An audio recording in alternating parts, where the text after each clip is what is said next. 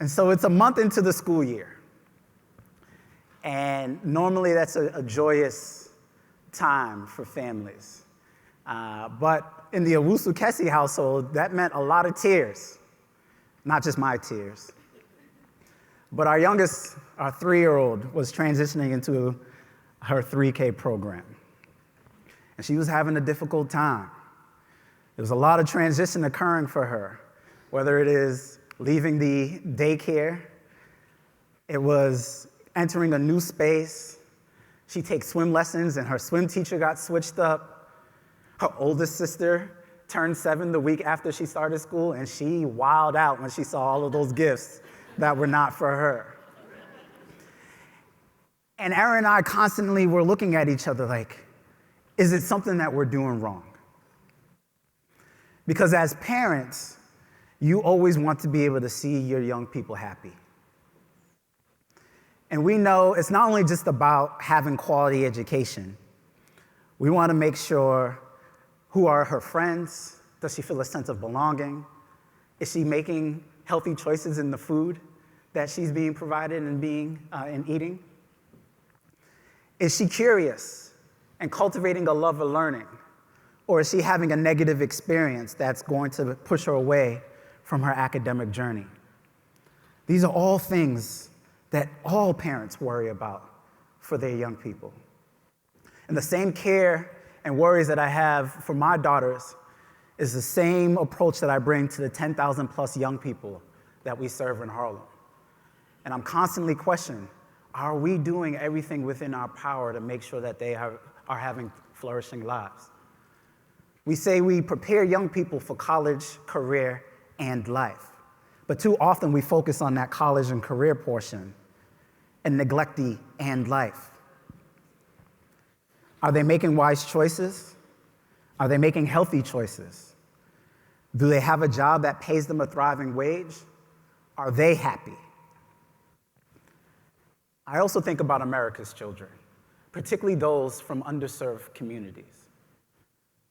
We have the privilege of traveling all across the country, and what we see is so many communities full of promise and potential, but they are constrained by having fair access to opportunity. We know what the research has been telling us. The sense of the fading American dream. That in the 1940s, you were 92% likely to do better than your parents, and that number is closer to a coin toss. Is the American dream fading?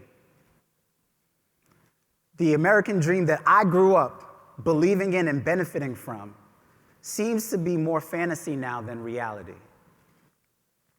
And when we think about the work that Raj Chetty has led, his research has caught up to what every parent in America has intuited.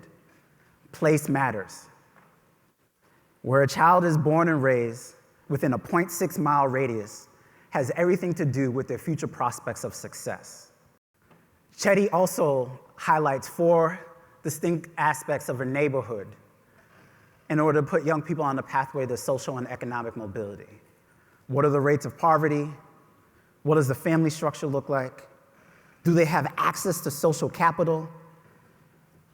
And what is the quality level of their schools? We know that place matters.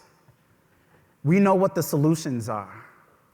We need leadership that is multidimensional and cross-sectional, that focuses on comprehensive solutions, not just siloed approaches.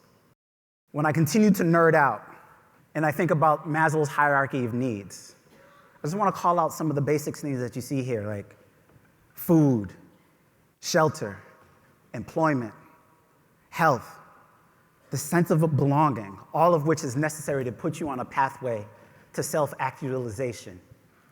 When I look at what the CDC says about the social determinants of health, you see a similar trend. What is the quality of education? Quality of your access to healthcare? What is the economic mobility within a community? What does the built environment look like? And again, this idea of the social capital, the community context. There's also the cost of thriving index. What this chart lays out is basically, in the 1980s, How many weeks does it take for a median male income to be able to cover the annual cost of a core basket of expenses that represent thriving? And so what this says is, in the 80s, it took them about 40 weeks. In more modern times, 62 weeks. That math ain't mathing. There's only 52 weeks in a year. But I don't want you to focus just on the numbers. I actually want you to focus on what's in the basket. Income, food, housing, healthcare, transportation, education. And so for me, the common thread is it's the same factors. Whether if you're concerned about healthcare, if you're concerned about economic mobility, if you're concerned about education, it is the same set of factors that we take two silo and narrowed approaches in terms of solving, and therefore we're leaving impact on the table. Again, we know what works. We are in a field of comprehensive place-based services. Some people want to speed past the comprehensive nature of that and think that what's the one thing that's going to save your community? To which I ask, if it was your child, what's the one thing that you would do? And the answer is all of the above. And so for us at the Harlem Children's Zone, we say we need to reframe that mindset to what we call the social determinants of thriving. So when we talk about comprehensive place-based, this is what we mean. It is this basket of factors, again, education, social capital, access to quality healthcare. What is the built environment? How are we pushing people towards pathways of success and economic mobility? Transportation, family structures, and again, the neighborhood as the unit of change. This is what's going to ensure that our young people are put on pathways to mobility. It's incumbent upon us to understand that we are the answer to the problems that we are facing in our communities. And if we are concerned about young people, this has to be a multi-generational approach. But the most direct way that we can serve our young people is through cradle to career. And we have 7 core principles for cradle to career, and I just want to remind the room. First of which is continuity. It is about the journey of a young person through their developmental stages, having access to high quality services. Not just having the services in a place, but does a young person at every stage have access to that? Accountability. It's all good when things are going well, but who points the fingers when they're not going well? And are you willing to take accountability for these success outcomes holistically for our young people, even if you are not the one providing the direct service? Neighborhood-based.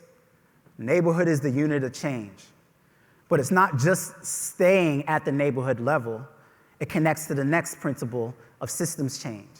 How do we scale the innovations that's happening in place and creating the systems that address having access to fair opportunity? K-12 engagement, at the core of what we do is quality education holistically. If you want to serve kids, you need to meet them where they're at. More of their awake hours are spent in schools than in our homes. How are we going to level up and raise the bar of excellence? Again, the standard being, what would you accept as acceptable for your own child? Proximate leadership. You have to empower the leaders of their own communities. This is not coming in with a savior complex.